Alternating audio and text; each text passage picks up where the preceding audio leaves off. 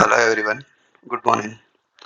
Yesterday we learned about Spring Boot, what is Spring Boot and why Spring Boot. Now, if you see the Spring Boot website, here there are so many modules and so many projects. Now we will explore each and every module, how it will work and what is the purpose of each module. Here Spring Boot already we learned. Now coming to Spring Framework. So before Spring Boot, Framework was there from almost 15-20 years. So what it provides is it's a framework, comprehensive programming and configuration model for modern Java-based enterprise applications on any kind of deployment platform. Now Spring Boot has almost all annotation-based configuration. Before that, in Spring, most of the configuration were XML-based configuration. So after that, annotations came and Spring Boot they developed, and it has the quite a robust annotation methodology they have used for that. So the key element of Spring is infrastructure support at the application level. Spring focuses on the plumbing of enterprise applications so that teams can focus on application level business logic without unnecessary ties of specific deployment environments.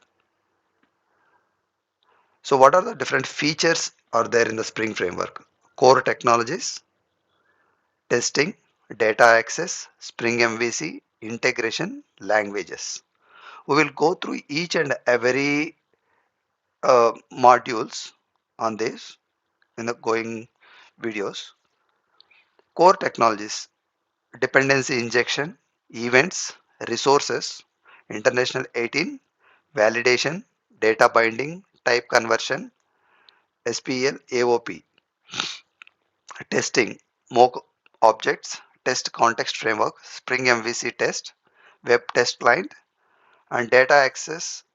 We have transactions, DAO support, JDBC, ORM, marshalling XML, Spring MVC, and Spring Web Flux web frameworks. Integration, remoting JMS, JCA, JMX, email, task, scheduling, cache, and observability. Its languages, Kotlin, Groovy, dynamic languages. So what do you mean by core technologies? This is the main core technologies in the Spring framework, dependency injection, how we can inject the object. So it comes to here. So then events. So if you want to happen any event, what needs to be done, like handler. So those kind of called events. Resources, how you can load the properties. And in I18N, based on the language preference, we need to change the properties. So it comes to I18. Validation, how we can do the validation for our model classes, and data binding, how we can do the data binding, type conversion from model to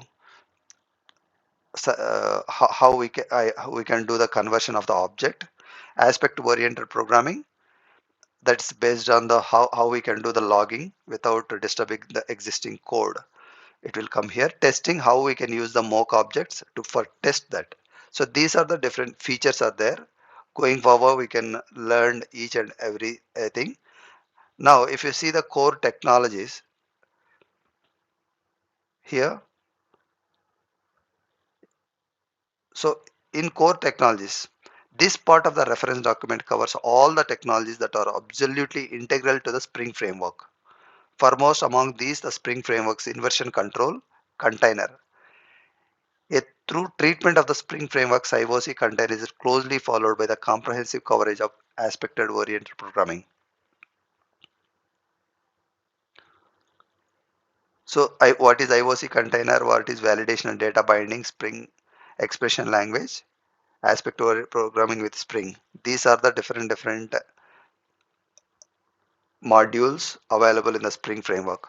Now, we are not going through this much detail in the core Spring framework since we are going to concentration on Spring framework. Spring framework now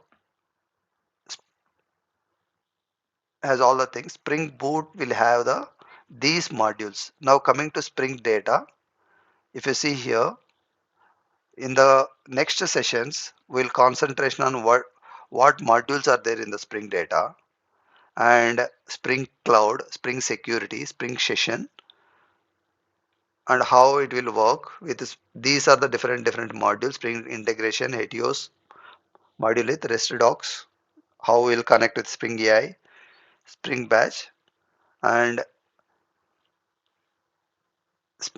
Credentials Hub, Spring FLO, Spring for Apache Kafka, Spring LDAP. So these modules we will take one by one, and will understand each module, whatever they mentioned in the documents, and we'll try to do the examples as well. So the main thing is, you can, if you understand the concept, you can write the code, and the code will be, you can generate using any chat GPT tools or GitHub Copilot. So any AI tools you can use it, but first you have to understand the concept, what is being, why it has been used. So what is the purpose of using this module? So these things you should know before generating the code. So if you know that, easily you can have fair idea and how we can go with that, right? So yeah, first start this, and going forward we can deep dive into these each module, and we'll learn and understand the things. Yeah, thank you very much. Have a great day.